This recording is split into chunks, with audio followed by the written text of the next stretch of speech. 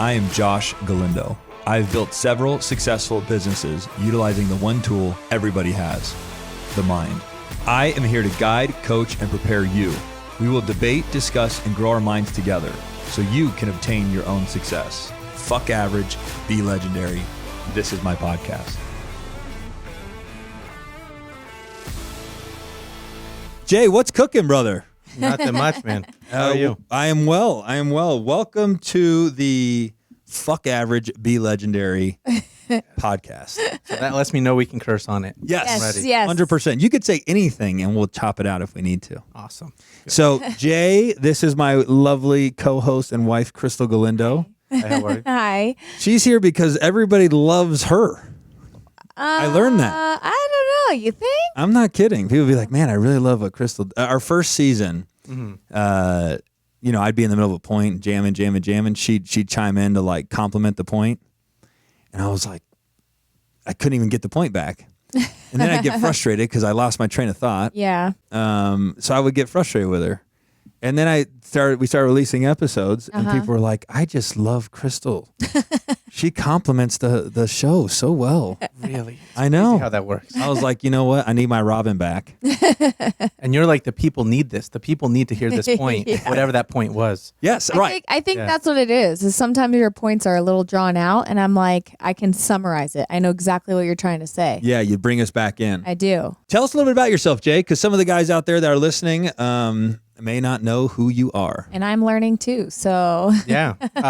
Jay Mirando, flipper here in Las Vegas for, 5-6 years. Started buying houses in 2011. That's when I moved to Vegas. So I was a dealer on the East Coast. If you move to Vegas, you make twice as much money, don't have to pay any money in taxes. Bought one house right away. Nice. And then Smart man. bought my first investment property 2012. Did you come out here to start real estate or did you just do the dealing thing for a minute? I was a dealer for like 2 years. Okay. And then you're on East Coast, you're watching the world burn.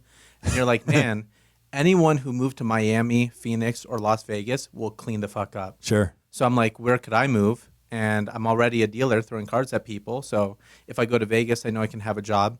And I chose Vegas. So started buying property right away. That's what I always wanted to do. Like I was expelled from high school when I was 17. Nice. The school life and formal education was never for me. So, but I was reading books. Even though I was failing English class and getting expelled from high school, I was still reading books on flipping, on real estate, on investments, all that while I was in school, while I was not reading anything that they told me to read. So came out here, bought those properties. I say that because when I started flipping in 2017, there was a lot of steps, dig your well or build your well before you're thirsty. I had the property in place and I was getting all that equity for like 5 or 6 years. And then when I started flipping, I sold the first property, got $140,000 from title. Wow. Sold the second property and made $80,000 profit. There you go. So when I started flipping, it's not like I'm coming from nothing. It's not like I'm buying houses with no money down. I had money as the down payments. I did the work on the front end 6 or 7 years before I ever needed it. Well, you're and then patient. When I needed it, yeah. And I was realtor 2015, started flipping 2017 because I found amazing deals for clients that they walked away from. I'm like, why am I doing this? Like, I just bought it and sold it the next day, make like 50, 60,000. That's what I did. So you did play the realtor game for a little bit. Yeah, I played the realtor game. That's how I got out of the casino. Okay. So 23 is when I got hired at the Wynn, which debatable whether it's the best casino, but it's basically the best casino to deal at. So I'm already at the top of my career at 23 years old. Smart man. I got hired at the same day as Jason Griggs, by the way. No way. Oh, no way. I love it. Yeah. I saw him at one of the events. He's like, hey, you fucking bastard. That's fucking great. You remember me? I don't know if I'm doing Grosso or Griggs right now. I know, you can go either one. just plug it in. Yeah. Funny. Dude, I didn't know that. So Griggs was a dealer. No, he got hired with some other thing. But just at the Wynn. Yeah, got it. But at the Wynn. And then I was a dealer. Okay. And then I'm looking around and I'm like, everything else, every other way to move up, I got to be there for like 10, 20, 30 years. Right. The shift bosses are all like 50, 60 years old, in the business for 30 years, with degrees, knowing all the right people. I can't wait around for that. No. I got to start planning my way out. I always go back to mindset, but how did you understand all of this? Was it just a inner drive? Did you look at someone and know that in order for me to be this person that I'm aspiring to be, what I'm doing is not going to get me there? Was this an internal thing? Like, was it a comparison thing? I'm not going to be that fucking guy. I'm going to be what I want to be, which is this thing that I've, built in my own brain. So like that, because you said 23. I can relate on all that, but I think it's fun to articulate on it because that was where my headspace was as well. But I'm curious what yours was at 23, saying I know better. Right. So, I mean, that was the difficult part because you have golden handcuffs on, right? You're making $74,000 a year with no responsibilities, throwing cards at people. Sure. In 2012, when $74,000 a year was, right, you could actually buy a condo every year with that. Yeah, that's a great living at the time. But ever since I can remember, like even when I was like 8 years old, my mom's living in a 20-unit apartment building. Wow. I'm like, how much do you pay in rent? She's like $650. I'm like, well, that times 20 is $13,000. Mom, why don't you just buy the apartment building and then you don't have to do all this right. work that you're doing? And then she's like, well, it's not that simple. I'm like, sounds weak, but sounds like a weak mindset to me. But like having that, I'd sell candy in school. What I was expelled for was selling weed. So that was entrepreneurial. Yep. Sure. And then as soon as I was 18, I got locked up in pyramid schemes. So it was prepaid legal. And, recruit 3 people. Yeah. Recruit 3 people, you become a millionaire, billionaire. I remember that. I actually got sold on that. Yeah. That actually was a cool concept.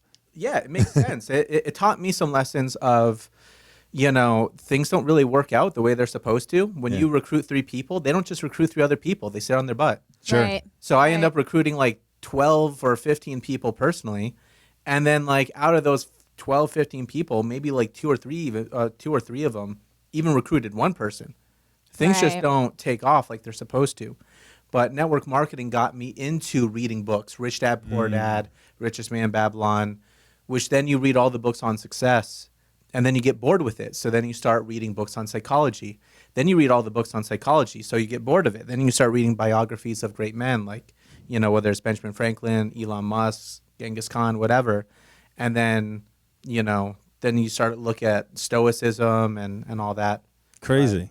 It just brings you down a path. But all that was at 18 years old. Yeah. So even though network marketing, I was in it for 2 years, I only made like $3,000, right? That's not a living. No. But that was my university. Okay. And you didn't have to come out of that university with $400,000 in debt. Right. No. Right. But then being at the casino, you're at the Wynn, you're dealing to a bunch of rich people. So I get feedback. I know I get feedback of what real success is in life because I'm like, oh, what do you do for a living? I'm in real estate. What do you do for a living? I'm in sales. What do you do for a living? I own a business. What do you do? Real estate, sales, business, real estate, sales, business, real estate, sales, business. One person's a doctor. Real estate, sales, business, real estate, sales, business. One other person might be one other off thing. But everyone who I speak to is in one of those 3 things. So I'm like, this is what I got to be. This is where the money's at. Yeah, because I'm dealing to all the richest people. So I have all the data set, as far as I was concerned, was like 30%, 30%, 30%, 10%. Man, I love that. Got to go. So that's your start. Wait, I do have a question. So was it just your mom or did you have a dad in the picture? My dad was a casino dealer for 23 years. Okay. My mom was a dealer for like 20 years. They Okay. making like $40,000 a year. So as soon as I became a dealer and I was making $40,000 a year, felt like I was making grown up money. Yeah. So then you almost feel like you made it. Cap. Yeah, you made it. But then after a few years of that, like hedonic adaptation, once you get to that level and you're happy, 2 years later, then you're not happy anymore. Right. Right? Like no matter what I get, my first luxury car was a Lexus. I'm happy with it. Then 2 years later, the Lexus felt like any other car. Yeah. And I needed to get the Audi. Then I needed to get, and then keep on leveling up. What was the term you just used? Hedonic adaptation. Which some people Hedonic call adaptation. hedonic adaptation, also known as the hedonic treadmill. Basically, the principle of we kind of have like a base level happiness, and all the things that we get in our life, we'll get short-term happiness spikes, but then we kind of go back to our same base level happiness. So we can go out, we can win the lottery, have a massive happiness spike, but then 2 years later, That's the new norm. it's the new norm. If anything, you might be more sad because you're relating everything to that previous happiness spike. And then Powerful. conversely, people who lose a leg or any type of limb 2 years later are found to be more happy because they had such a negative, Such a low. that now they're comparing everything to, Oh, that low. at least I'm not getting my fucking leg chopped off. Fuck. Wow. So Wow. people who go to jail, extremely negative for that moment. And then after like 2 years, you get used to jail. And the only real ways to overcome hedonic adaptation with anything that money can buy, Yeah. there's going to be hedonic adaptation. Oh, instant. That I can relate to this perfectly. Yeah. The things to bypass it are family, your friends, your group and your network, and maybe the things that you've done with your life. Like looking back at your experiences, I'm sure when Michael Jordan looks back, he's like, man, I won 6 championships. So he can look back and he'll always remember that. He has family, he has all the love things, and he has his passbook of success. But I didn't expect it to go here. But No, man, that was killer. I think that's huge. I mean, I'm a victim to that, and I think you just get a better understanding of how the mind works and the world works. And when I think about, all the success, all the materialistic success, all that shit gets numbed out. yeah. Like I remember when they dropped the back of that car transporter car trailer, and I saw the back of the Lambo. I was like, fuck, that's fucking incredible. Yeah. Fuck. Like everything. I was like, this is incredible. And now, like, I walk out of my garage, I look at it, and I jump in the other car, and I leave. But I liked what you said about the past experiences, the things that I am most proud of. Lambo's like not even in the top 75. No. Or any of the cars. And I counted recently. I've had like 23 cars in my life. And it was kind of funny. I just love cars. Yeah. I'd exchange all of my materialistic items for more cars. But all the things that I'm proud of are my marriage, the kids, the career I've led, and the accomplishments. The accomplishment feeling. Not the accomplishments, materialistically speaking. So no, that was cool. And trust me, whether we meant to go there or not, that's value add for whoever's listening. Yeah, I agree. All right, Jay. So are you a ball buster? Yeah. Yeah. Oh. Is that from He's being from the East Coast? I know. Is that from the East Coast or is that from being a dealer? Because boy, you probably had to be fucking witty as a dealer. That's East Coast combined with being a dealer. Really? When you're a crafts dealer, you got to be able to dish it out and give it. Even though when I moved out to Vegas, so I was telling, is her name Jadian? Yeah, Jadian. I told her at that last event that I saw you at, I'm like, you lost your edge. Oh, you got to her. She was like, he said I lost my edge. I'm like, no, you're just more professional I'm now. like, look at It's you. You're okay. nice and you're smiling and you're sweet and shit. You sell out. West Coast sell out. Are you relating to her because she's East Coast? Yeah, I'm You're relating. saying like, where's that grit in you? When I came out here, I got in trouble at every place that I worked at. Because at the casino on the East Coast, when you would correct people on the game, craps is a game where there's one person on stick, 2 people on base. They're the ones dishing out the money. The stick person is, sending the dice and all that. How you would correct people is like, speed it up, rookie, or like wrong payout, or like you're talking shit. You're talking shit and you're correcting them, and that makes them better because there's accountability. But we said it in a very direct way. I come out to West Coast, I do the same thing. I get sent to fucking HR. They don't want to hear it. Nah, man, it's a fucking it's soft out. There's so many soft people over here. I was mentored and raised in a cutthroat space. If you fucked up, you were called out. Yes. And that was it. And there wasn't a whole lot of concern about the delivery. It was like, you fucked up, dude, and this is how you fucked up. My first lawsuit, my mentor was in the middle of getting his gaming license. I didn't have fucking $75,000. I thought I was going to make $45,000 on a land deal that I had sold. And he called, and the seller sues me. Right, the second we close, I get served. And I have the commission in my bank, so that hurt even more. And he calls me in the office. He goes, I'm applying for my gaming license. You fucked up. You will fix this without an extended lawsuit. And I literally started crying. I was like, fuck.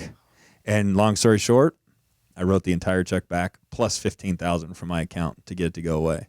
But he didn't walk in and go, it's okay, Josh. We all make mistakes. It's okay, buddy. And pat me on the back. He's like, you fucked up and you're going to fix it. That's huge. Yeah. You know what I'm saying? And I think people run from this, I'm so afraid to be criticized. I would love if somebody would walk into my life today and go, Josh, this is where you're fucking up. If you change this, you'll be better. I'd be like, oh my God, what a treat. I don't even have that luxury. I don't have that luxury. Nobody around me does is looking is higher looking down on my business and has already been there. Being an Italian from East Coast, that's just how you relate to everybody. It's all instant feedback right away, very direct, very ball busty, but they love you. Sure. Right. Right. But everybody's dishing it. When everybody's dishing it, it doesn't hurt because everyone's getting it. It's equal opportunity. out here, when I was first a realtor, I'm like, man, Vegas is crazy. You start to figure it out.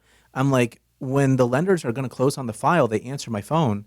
But when the lenders aren't going to close on the file, they just don't answer the phone. And then you start to learn when it's good news, they answer. When it's bad news, they just don't answer. So if I'm calling you saying, hey, is it sunny or raining out? If you answer, I know it's sunny. You don't even have to answer anymore. I already know that it's going bad by you ignoring me. No one will give out any bad news out here because there's just a lot of blame in a different type of way. You know? I think that's so spot on. And I thought you were Italian for the first few years I did. Most people did. Yeah. Most people think I'm Italian. And actually in high school, because being Italian was cool, I was like, yeah, I'm Italian. Oh my God, you did? I did, yeah. Oh Well, all my buddies God. were Italian guys. So I was like, yeah, I'm Italian too. But really, I'm a fucking Even some of his Spaniard. characteristics. I saw one of your Instagrams or Facebooks or something like that. And Yeah. you're like, hey, what I would recommend, I think it's as the market was going down at the end of 2022, you're like, probably buy a house like this. And, hey, I'm not trying to sell you anything. So you can take what I'm saying. Yeah. That is the most Italian thing of like, well, what the fuck do I care?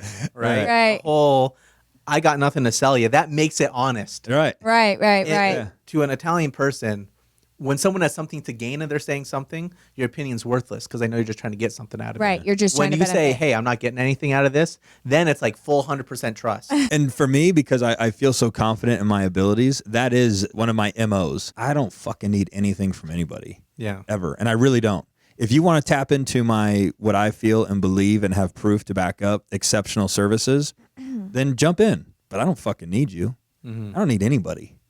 The only person I need is my wife in my whole life. And that's not just some sugarcoat shit. The only fucking person I need is my wife.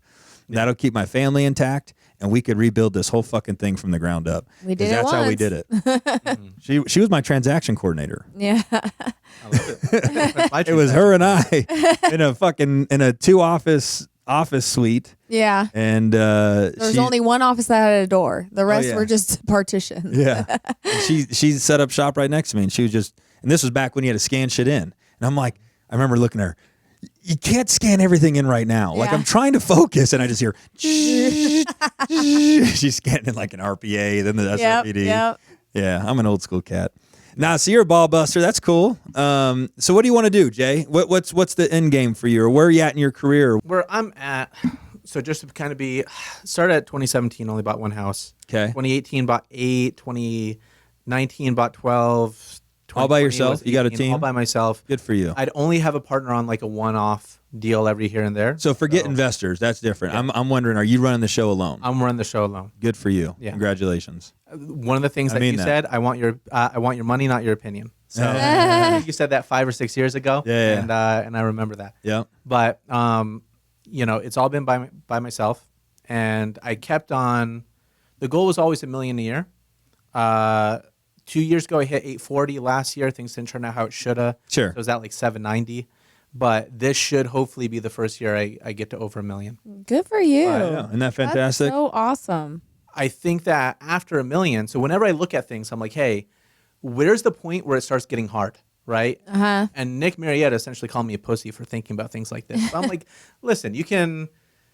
When you're a realtor, you could easily make $100,000 a year. Yeah. To make $500,000 Oh, a year, God. I'm sure that Night and day difference. yeah, there's Yeah. probably none out there, or they wake up at 6 a.m., have teams, their whole entire life is revolved around it, right? Sure. I don't want my whole life to be revolved around something too much. I do want balance.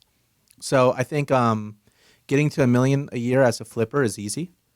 Maybe $2 million a year could also be within that realm. After that is when, who makes more than $2 million a year? Precision, Alpha. I mean, Well, those guys, and 2 million's an understatement. I think those guys are making 7-8 million plus. yeah, Yeah. that's But they got teams of, they own the construction company. They've got 5 project managers. Who knows how many people are on the payroll of the construction company. They got like 5 acquisition guys. They got, 3 disposition guys. They've got, huge. they got a whole system.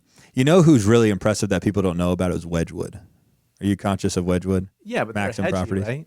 They're not a hedge fund. They're actually a bunch of like homies. Really? I thought Wedgwood was. No, they have quality bank money. But I'll give you a better story. And I think I'm speaking within turn here.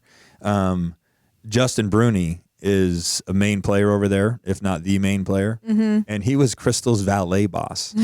So I grew up knowing Justin Bruni with Maxim as like Justin is the god. And he was doing fucking 650 homes. He was number one every single time on the list at the auction. I couldn't beat him if I was against him. Just everything I wanted to ever be in my life. And then we go to like this huge party. He had flipped a high-end home, which I remember I befriended him at the party. We're leaning on the counter. Everybody's hammered. The lights are off. It's dark. We're both kind of leaning there whispering each other's ears, kind of like talking quietly. An intimate moment. He's like, I will never do this again. He's like, if I fucking sell this for asking, I break even. Yeah. He's like, I'd rather flip 300 houses and make 20 grand a house than ever do this again. His world may have changed. That was many years ago. Anyway, back to, we show up to this party and I'm like so pumped. I didn't know all this fucking valet shit. I'm so pumped. And you're like, I'm going to meet him. Yeah, I'm going to meet him. And Justin comes walking down the stairs and Justin and Krystal like hug each other and kiss each other on the cheek. And I'm like, you know Justin? I was like so fucking excited. And he was kind enough. And come to find out, just like I actually feel, any genuinely rich guy is totally kind. Yeah. If you're an asshole without money, you're a fucking asshole with money. If you're a kind guy without money, you're a kind guy with money. You know, my game, I've been the exact same type of person before money and after money. You know what I'm saying? The only thing now is I might be a little bit more dangerous because I understand business. But on a personal setting, I don't abuse intellect. I don't abuse trust. I don't abuse, optimism or positive thinking. But in business, if we're all business, dude, it's all business. It's like if we're competing in a game, we play by the rules. And I'm going to fucking do everything I can within the rules to win. And that's how I treat business. But I don't believe everybody thinks there's like this mean rich guy that's sitting on a couch smoking a cigar telling everybody to go fuck themselves. I've never met that. Yeah. Proper game theory is cooperation. I mean, I don't know if you ever studied game theory and like the prisoner's dilemma and all that, but I mean, the way to win is cooperation. And then if you take a look at like, hey, look at the flippers, we're not trying to stab each other in the backs. We're not trying to take each other out or anything like that. You know where I learned that? Because I was so wildly competitive in the flipping space. The more money I made and the more rentals I bought, the less competitive I was. But like when I was initially growing, dude, I was a fucking scorched earth guy. Yeah. You're sizing everybody up. And this was years ago, or a few years ago. It's a recent lesson. Sizing everybody up. Oh, he overpaid for that. He's going to get fucked. Look how much he improved it, and just either building my own brand or pointing out their flaws and so forth. And then when last year hit and the rates went from 2.5% to 7.5%, and I started watching everybody like actually taking significant losses, my whole attitude changed. I was like, I don't want that for them. Like, I don't want this guy to go bankrupt. He's got a family. I don't want this guy to get hurt. He worked his ass off to get where he's at. And it was and so then I applied it to like a sporting event. When my team's going, I'm like, fuck them up. Go get them. Win. The second I see like a guy snap his leg in half and his bones sticking out of his skin, I'm like, I don't want that for that guy, even if he's on the other team. Like that dude's whole career's over. Yeah, and so I realized how I love the competitive nature until people can actually get hurt. Right. And then I was like, I don't want anybody to get hurt. I love all these guys. There's healthy competition. Yeah. The right amount. Yeah. The right amount of it. Yeah. There's a thing called dark triad. So we've probably heard. How the fuck does all this shit serve you? I mean, it seems like it is, babe. It does seem like it is. Yeah. No, I mean, but I would have never thought that. See, when I can't even talk shop in this arena other than on a personal level of life experience and then me reanalyzing it and articulating it out loud, if that makes sense. But you can like reference fucking all these different, like when I came on your podcast, you and Greg were like referencing books and I'm like, I've never even heard that book. Referencing this. Greg's not referencing. Okay. I'm referencing. All right. Yeah. Referencing different quotes and shit by this guy and this guy and this big thinker. I'm like, I've never even fucking heard of this stuff. Yeah, that's what I want. Like you're saying, where do I want to go? What I would do for free is podcasts and shit like this. Maybe I'll probably write a book on, maybe flipping or something like that at some point. But I would love just, the whole a book on stoicism or philosophies or something like that. I couldn't even That type tell of you what bullshit. stoicism means. No, No. it's the best. All the old problems have old solutions, and 95% of all your problems in life are old problems. What's your relationship with your wife? What's the key to happiness? What's the meaning of life? What's the relationship with kids? How do you not yell and blow up at people? How can you keep your calm?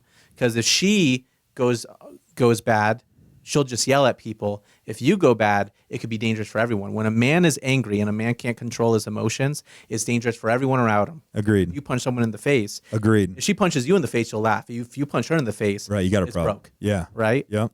So, I love that you're actually tapping into this. Keep going. all the old problems have old solutions, and all the greatest people in the whole entire world wrote the answers to the greatest problems. So you're just saying, just reference. I mean, you're not saying anything. You're just describing what stoicism is. Yeah, just describing what Stoicism Yeah, is. fucking Just that that's it. simple philosophies. And you are Stoic. I thought you studied Stoicism. Dude, because a lot of it is common sense. You ever have that moment where you're like, oh my gosh, this happened in my life.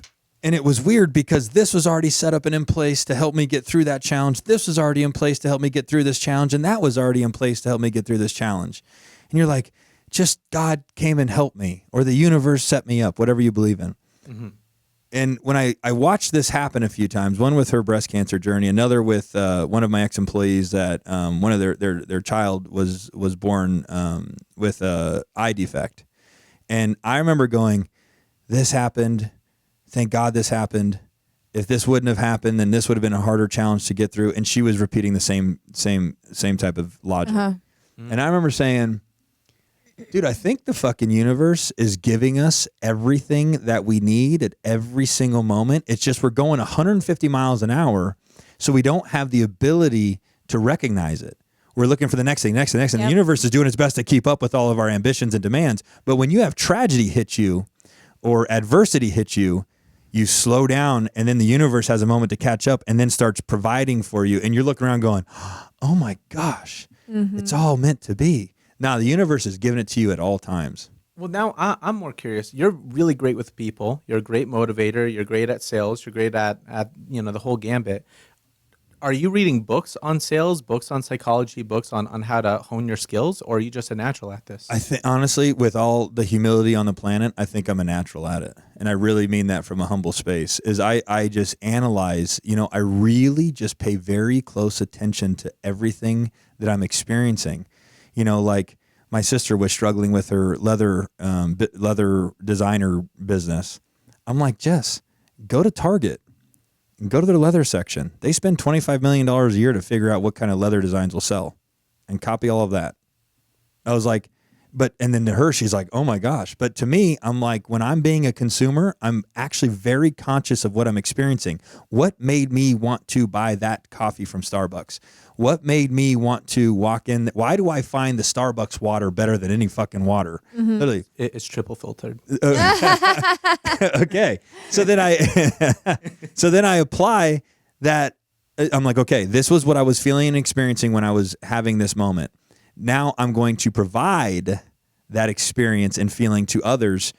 And then that I just reverse engineer everything that I experience in life.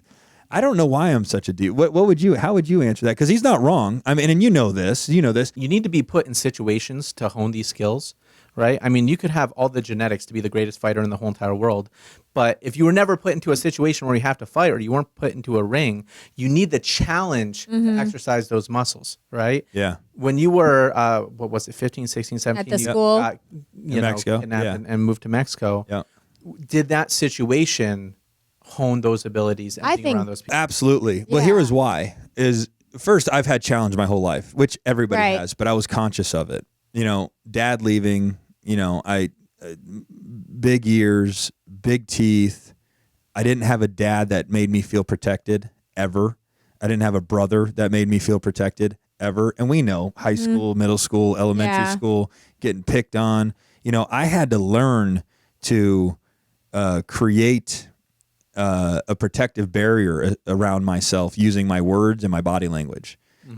Like my son Beckham can prance anywhere he wants. If someone fucks with him and he comes home and tells me, he knows dad's going to go and have his back. Right. And his little brother feels protected by his older sisters and his older brother. I never had that. I never had the dad. My sister was older and my mom was at work. But then you take the challenge of Mexico.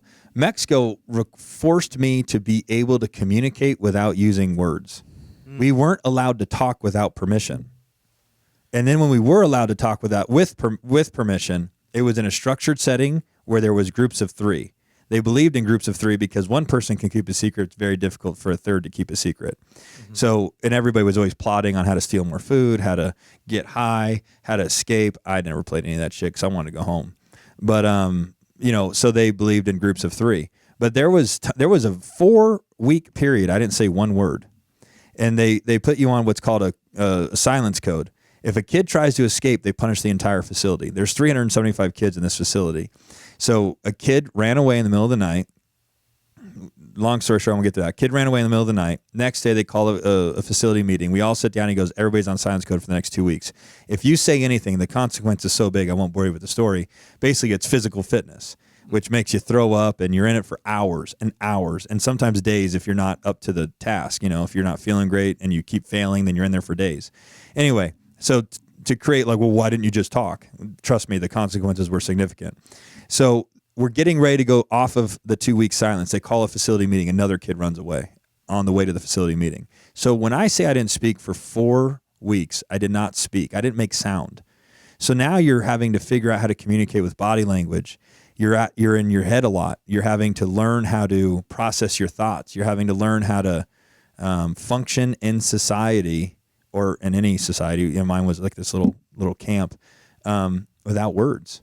And maybe that made things really deep for me. And I found that thinking deep has served me like you have. And so obviously I'm going to pursue more of it. So obviously back to me reading a fuck ton of books. No, I think it's a beautiful thing, Jay. It wasn't to knock you. Yeah. It's just wild that you and I are ending up in the same successful space with 2 completely different paths to get there. Completely different. So I'm acknowledging the beautiful essence of both paths. In so many of the biographies that I've read, one of the main tipping points of what made them who they are is they were put into a situation where they had to go to another city, country, town, whatever, and they were essentially isolated. So maybe they weren't on a silence, but they're living with this family or with this group of people who they don't know them. They're kind of they were in this position back home where everybody loves them. They have family and they're enjoying everybody. Then they're away from all their friends, away from all their family, and they have time to sit with their thoughts. And you had time to sit with your thoughts. Yeah, for 16 months. Or 16 months. 4 weeks was on steroids, but then the 16 months was while I was there. Yeah. And so I ate in silence. So that was breakfast, lunch, and dinner. And during breakfast, lunch, and dinner, they played Zig Ziglar, Les Brown, Tony Robbins. For 16 months, 3 times a day, I listened to those 3 types of tapes. So that got downloaded in. I love it. Yeah. Absolutely. And then to make sure that it was truly downloaded, I loved that term, I had to do what was called reflections at the end of the night. And at the end of the night, we'd have to start at the upper left-hand corner of the page, forget lines, and write all the way to the bottom right-hand corner, both front and back, on what we learned from the tapes that day. And so I internalized all of it. Not only did I hear it, I had to write about it and recite it and retain the information. So yeah, I guess the more that I don't talk about that in depth like this very often. I love to talk about it. Just most people aren't fascinated by it. I'm very fascinated by it. Sure, because you're a deep thinker. Of course, it's stimulating for you. But yeah, now that I go back through it, of course, that was a big part of what allowed me to tap into that subconscious mind. And the other thing that I've learned that I think is the key to anything. Do you think in pictures? Yeah, for the most part. Yeah, for the most part. Because most kids that go to school are programmed to use memory. Mm-hmm. And if you have a great memory, then you are probably a great student. Well, people that think in pictures. They don't think in memory.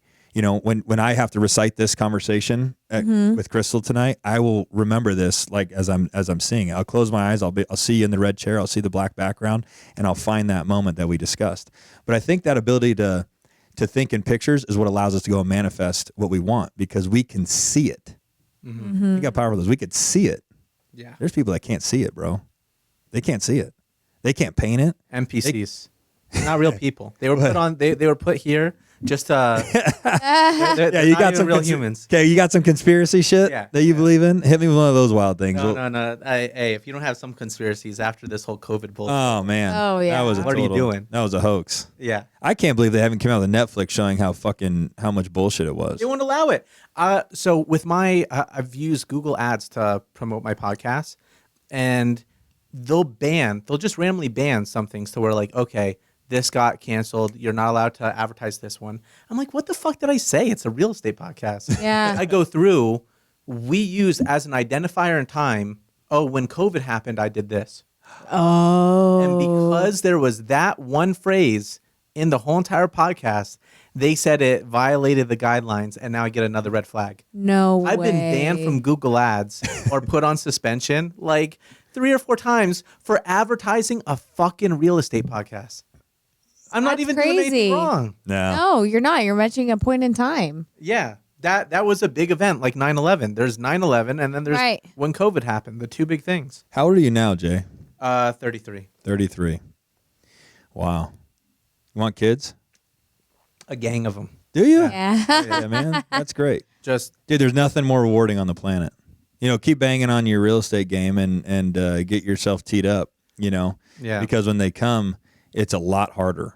You know what I'm saying? Like, thankfully, I got a disciplined mind, but there's many times where I'm like, it's fighting between my ambitions and my desire to be a good dad. Mm-hmm. Now I'm always there physically, but I know where I feel the guilt is I know I'm there physically, but I'm not there mentally. Mm-hmm. And at this age, they probably don't pick up on it, but I know in time they will. But you're an example. That's what I believe in. There's one thing to be an example. There's one thing to be there. She's nurturing. She's there. That's why She's the woman. Yeah, As a man, be an example of what you should be. there you go. Right? I mean, you want to spend some time with them. Sure. No, I get your point. And you're right. Yeah, I stay in that space. It's a tough space. And Krystal, it's tough for her when she sees me, discipline them the way that I feel it's necessary. Mm-hmm. But I think that's what's so beautiful about our dynamic is that her nurturing offsets my discipline. And there's times when my nurturing offsets her discipline, because we have four different fucking personalities, bro. Yeah. Like my third is like, it's like God prepped me for her. Oh, yeah. God gave me like 10 crazy girlfriends, and I learned how to navigate crazy girls so that I could be a good dad to Kinsley. Because she's a fucking emotional roller coaster. She's emotionally advanced. That's what I like to say. Like, she just has How old is emotion- she? She's 6, but she has the emotions of like a 17-year-old. So I feel like she's really in tune with how she's feeling, but she can't communicate it, because she's... I like that. Yeah. I do think that's what it is. I tell think myself that's where that to feel frustration. better. Yeah. I think that's where frustration comes from for a lot of people. When they don't have the ability to articulate and they're experiencing an emotion, if they can't articulate those feelings and thoughts out, then they express them physically, or internalize them, and then it eats their body alive. And that's how you generate diseases and bad shit for your body. Yeah, that's not good. Jay, I got a whole new understanding of you. Yeah, absolutely. So what do you think of the market? Let's tap into that real quick. To me, shaky, but you go next. Yeah. I was Like a little uncertain. When things were going down, I slowed down my buying to maybe like one house a month. And then as soon as, I blew my load, so I ran out of money. But as soon as December, I would have bought way more houses. And then I started seeing the inventory drop so low so quickly that I'm like, I'm going to just ramp up my buying like crazy right now. And my old flips were selling off, so I had money again. Good. So I started buying a house a week in like maybe February or March. And as of like a month and a half ago, I slowed down from that. But where I'm taking a look at things right now, I'm seeing investors overpay. Oh, yeah. I agree. I'm seeing investors like making offers on properties as if speculative. it's going to based on appreciation. appreciate 1 month, 1% a month like it did, 2 years ago. Yeah. Because they're like recency bias is just like that's what they saw before, and now it's going to happen again. What term did you just throw out there? Recency bias. Like I fucking love these terms, dude. That is, I get it. Yeah. From what they're used to seeing. Right. Because in 2015-16, when you were making bets on real estate, it was all very traditional, 80% of ARV minus repairs. Yes. And you didn't factor in that it was going to go to the moon. No. Never, because it never did. It never did. And I love that you're aware of that. Somebody came up to me recently. I know I'm jumping topics here. Walks up to me at Grape Street. Big commercial real estate guy I used to intertwine with when I was in the commercial world. He's like, dude, I've been buying shit up all over the United States. He's like, when I see you and I see the success you've built in Vegas around the housing business, he's like, my respect for you just skyrockets. Because if you can conduct business in the most competitive city in the United States, one of the most competitive cities in the United States, you could fucking do business anywhere. He's like, if you went to the Midwest, started flipping homes, bro, you would annihilate it. Isn't that funny? And that's a compliment to you too, because you're doing it. It'd be like an NBA player when they go to China. You know, you drop like 50 points against Oklahoma City Thunder, and you fucking drop 50 points against the Shanghai Sharks. You're like, man, did you see that game from Dwight Howard? He got like 40, 50 points and 30 rebounds. Did he? He's like 40 years old. He's an old man. He's like 38 or 40. Wow. Dropped like 40, 50 points his first game. Out in China? Out in China. That's so funny. So many American players go out there, and that's how I feel. That's how we feel if we go to Midwest. Yeah, another state, man. We'd crush it. I mean, so how many deals have you done this year? How many you got in the bag? How many you got in the pipeline? Just assume everything you got, you're going to sell and be profitable on. So how many is that? It should be right around like 12 to 14 that I bought so far. I'm going to make you feel really good about yourself. I'm at 15. At 15? Yeah. I love that. It's the worst fucking year that I've ever had in the house flipping business, and I'm doing everything I can to pull it out of the hole. With all the love in my heart, I would just love to beat you in real estate. Dude, you know who else did that? Was Jesse and Landon. It was the year that I was going through breast cancer with Krystal, which was obviously a lot of extra work and bandwidth and all these other things, which I ended up learning that I was a superhuman in that year, and Krystal was too. But I did a podcast with them, and they're like, "How many flips you at?" And I told them, they're like, "We're beating Josh Galindo. We're beating Josh." And I didn't want to shit on their parade, but I want to be like, I'm fucking battling breast cancer. Yeah, right. Yeah. Like you're proud, but this year, if you were gonna beat me, dog, I'm 100% healthy. We're 100% healthy. I got every resource I need, and you're still beating me. Yeah. I mean, you have a whole brokerage on top of that. You have your whole acquisitions department. I don't have to do. You know what I think is going to happen with my life is it started just like Jay, one man show, running it tight, clean, doing all the right things, to wanting to scale, then going and doing 123 homes in 1 year, 118 the next year, 111 the next year, to building a big ass team, doing like 85 or 90, and then hating the idea of the team because I hate fucking retarded people around me. And when it comes to my money or even investor money, like I'm super protective of it. So, but I think that this game is going to end with just me and Krystal again. Do 35, 40 homes a year by ourselves. You know what I'm saying? We're so skilled at it. I can fucking do it all on my phone. That's where I think the sweet spot is. I do too. I mean, you're at the point where you would too. probably be like semi-retired if you only flip 20. Oh yeah. Well, it would just be to be stimulation and to be able to buy more rentals, which my rentals are, I exceed all of my bills and some with my rentals now. I think I could do 40 without. I could do 40 alone. I know I could buy them, fix them up, design them, sell them. You're right. I think there is a sweet spot in the game. These guys go scale. Now you got to do, every time you scale, you got to do another 20 homes, another 18 homes to pay for the guy that you brought in to scale. And then not 20 homes, 10, 15 homes, whatever it is. And then you bring another guy. You got to do another 5 homes. Before you know it, you got to do 100. The most amount of money, I didn't get to take it home because my split with my investor was 75-25. But the best year I ever had was with me, Casey, and Ryan, and Krystal as a transaction coordinator. And that was the year we did 123 homes. And then the next year we did 118. That was the best year because we had zero overhead, and we were just out there fucking grinding, and it was peaceful. So it's not peaceful now? Managing people is very difficult. Is that the brokerage or? Brokerage is 100% on autopilot. Yeah. 100% on autopilot. Matt is in charge of acquisitions. He's in charge of brokerage development. He recruits agents, interviews agents, and then as soon as they say yes, he's back to conducting his own business, and he hands them off to Heather. Heather enrolls them, gets their paperwork teed up. I sign it. If you got a question on how to run the printer, Heather jumps in. Yeah. You got a question how to access the office, Heather jumps in. You got a question on an RPA, Matt jumps in. The only time that an agent issue comes to my attention is if there's like a lawsuit about to be filed, and that's very rare. So to me, honestly, the retail business is very fulfilling, to your point, as far as my social scene. I enjoy coming to work and being around quality men and women. Because you can really help them. Yeah. And then I can help them too, and there's fulfillment from that. So the retail business is 100% autopilot. The flipping business, because I run a tight ship, and people don't believe you can actually lose money. because they've only operated in the last 2 years. Which I'm so thankful that the last 8 months happened, because then people can have a little bit of fear in them again. Yeah. That's super necessary, because you can't be making all these bets as if it's going to go to the moon. Right. Yeah. Now you're smart to say that. And one of the biggest blessings that I had ahead of all of you guys and everybody else and all the competition is I was in the game in 2007. Yeah. When everything fell apart. So I got to carry the lesson that you just described from 2007 to current time. So think how quality of the decisions I was able to make because of that little bit of fear. I think I'm going to die. You know, the recession babies, depression babies, Yeah. they died with like $4 million under their bed, in like a $20,000 car and like $120,000 house. Like they're afraid to put their money in the bank. They're afraid to do it because they lived through the depression, and they were freak savers because they're always afraid.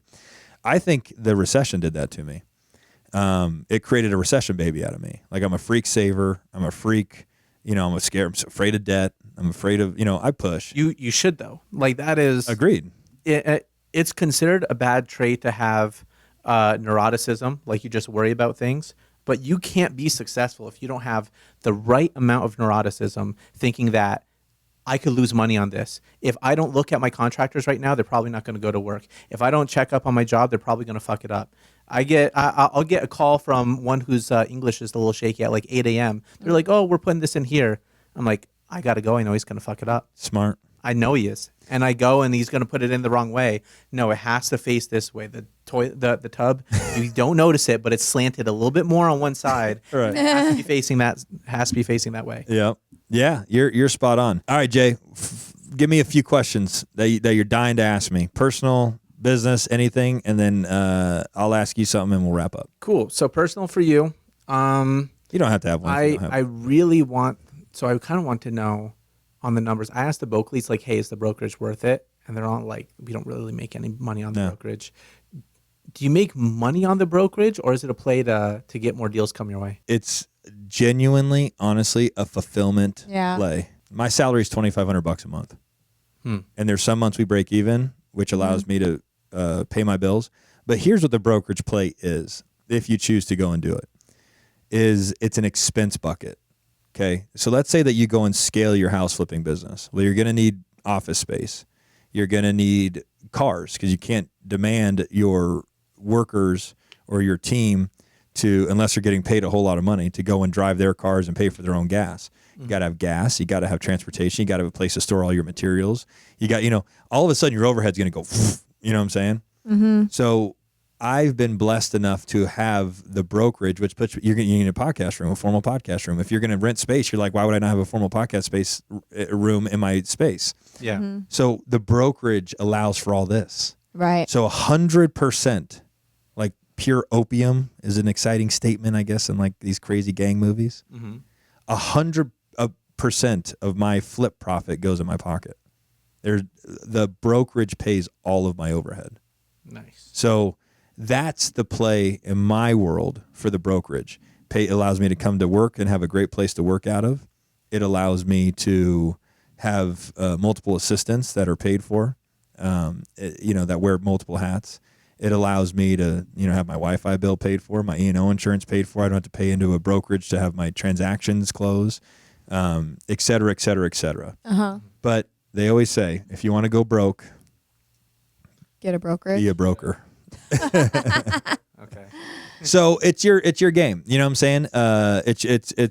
You're going to figure it out your own journey. But every successful guy that owns their own brokerage, there's a few of my neighbors own their own brokerages.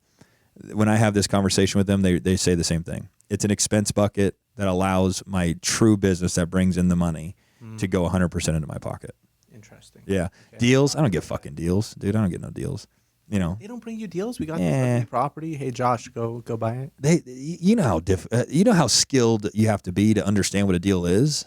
I get brought the fucking 6,000 square foot house on Hollywood and Charleston. That's $45 a foot. Yeah. And I'm like, this ain't a deal. It's fucking, that's a $4 million house on this side of town at $700,000 on that side of town. Mm-hmm. You know what I'm saying? Like, you have to be, if they knew how to find deals, they'd be doing them themselves. The reason why I still hang my license at my brokerage is because I go to everybody there, especially in the leader luncheons and all that. And I say, when you have a deal, bring it to me. And then they'll bring me deals oftentimes to where they're like, hey, this is Jay. I got a good one for you. This is worth like $450,000. I could get it to you for like $420,000. I'm like, you're a realtor also, right? You're like, Jay, you don't even need to do anything. Right. Oh, if I didn't have to do anything, why isn't it selling for $450 then? right. Yeah, then why isn't it selling? Right. And then I look at it, I'm like, you know that if I buy this at $420 and I sell it at $450, the very next day, you're a realtor and I'm a realtor, I'm gonna lose money on it. Yeah. Just the acquisition costs and the selling costs combined, that's gonna eat up that $30,000 overnight. Yep. Mm-hmm. You know, Yeah. I need all these numbers in order for it to work out, and you got to know this. I mean, you're a realtor too, but you teach them. They're a little stubborn sometimes. Yeah. They don't really have the mind for it. But Yeah. No. some do. Yeah. Some do. Some do, yeah. And honestly, in my opinion, the ones that do, they end up becoming house flippers. Yeah. You know, they process them on their own. But it's not that I never get anything, but it's certainly not the play by any stretch. Yeah. With everything that you do in terms of like the data entry and like, you know, right now, if you look at my bank account, you're going to see money there. You're going to see, wow, Jay makes money. I sell a house. You're going to see an extra 80,000, 100,000 of everything that goes back in the account. I buy a house. You'll see where I'm wiring the money and all the money that goes to all the rehabs and everything. But if you were to track my business and say, hey, we're someone who doesn't know Jay. We're just going to take a look at his business to see where he's at with these properties, how much he spent on each one, where all this is. You'd probably have a difficult time doing it because of my data entry and systems and all that. I'm getting better at it, but it's not fully set up. But like, I'm thinking I might have to hire someone for data entry alone because my mind is not going to file things. I'm a fucking mess. Okay. I can't do my own transaction coordination. I got a transaction coordinator. You know, I'm really good at the things that I'm good at, but I'm terrible in organization. Yeah. There's no shame there. I suck at it too. Is she doing all your data Yes. entry? So, but let me give you a little bit of a deeper answer than a yes. It's a great, it's a great question. And I think it's something that the gentleman named Dino in my office, you know, Dino, had the same, we were having a brief conversation. You've got to remember, the more money that you make, the more success that you experience, you've got to bring the whole operation. You got to level up the whole operation. It's easy to start off with spreadsheets and taking the receipt and straightening it out on the corner of the table and putting it inside your manila folder and sliding it into your filing cabinet, waiting for the end of the year. I'm not saying you're doing that stuff, but I'm just giving you visual representations. It's important for you to realize you got to level up it all. You got to level it all up. Yeah. You know what I'm saying? Like, you know, if you die right now, I would argue that your shit's going straight to probate. You know what I'm saying? And Josh Galindo and every other flipper in the city is going to go and attack it at the overbid process. Yeah. You know, all of that needs to be leveled up. And the big thing is that we want to be as intelligent as we could be around our taxes. So if you don't level up, you're gonna keep having these bang out years. And if you're working a system to try to reduce your tax liability, but working it instead of like being tight and crisp, because we've been audited, they don't fuck around. They come and they're like, it was audited. Like the audit was from like years when I didn't make any money. It was weird. Which I guess actually kind of is proving my point. We were a little bit more sloppy that year. So they were like, we're going to pick on this guy. Yeah. But so if you're working in a deal, you know, and you do get hit, man, you're on their radar, you know. So my point to you is all of it has to level up, Jay. All of it. You know, you can't have a 10 and a 3, you know, in this department and a 2 in this department and then another 10 in this department. Like you got to have 7s and up. Yeah, I would highly encourage a bookkeeper in some way, shape, or form. When we're done, I'll show you how tight our shit is, bro. I get a binder every month with every dollar I spent, every company's expenses, every dollar's worth of income. If they can't find a dollar, it's not just me, it's Nick too. Yeah, if they can't find a dollar, they spend hours trying to find a home for this dollar. Yeah, they're like, it's not balancing. I'm like, how much are we off by? $1. I'm like, fuck, dude, just dump it into apply it somewhere. They're like, no, we got to figure it out. They start reverse engineering everything. Krystal runs 27 bank accounts, 7 companies, 84 rental properties, 3 Airbnbs, and all of the numbers, all of it. Like my shit is so tight, which puts you in a position then to be able to go and borrow properly and to know what's going on. You know, some of these guys, they think they're making 25, 40 grand a house, whatever the number is. They're not. They don't even know if they are. They think they are. The spreadsheet said it will add an extra 0. You'll make $1 million. You know, a spreadsheet could do that, but QuickBooks will keep you sober and and real. Well, there's that. And then once we brought on Nick, we were able to scale even more because he was able to help with so many other arms that I could never have time for, you know? The mental burden of it would be if someone else could completely take that off my plate without me spending time with them. So that's what I want. No, I always have this moment of, well, I got to train them or I got to teach them. The good thing about this space that we're discussing, bro, you could put an ad out. That lady's gonna walk up They'll and go, catch I'll fucking on. scrub this in 2 seconds. I don't even need your input. She's gonna start teaching you. Yeah. You know. So yeah, the leveling up, man. You know, it's easy to get stuck in the spreadsheets and because that's how I kept track of all my expenses before. It was like, I think I made this on this house and this house and this house, and I caught, you know, you get it. I think that could serve you really well to be tight. Yeah, and then you can stay in your lane and you can focus on and you what stay you're in good your at. space, right? Yeah. I'm going to compliment you, Jay. Congratulations on all the success you've experienced. Keep banging.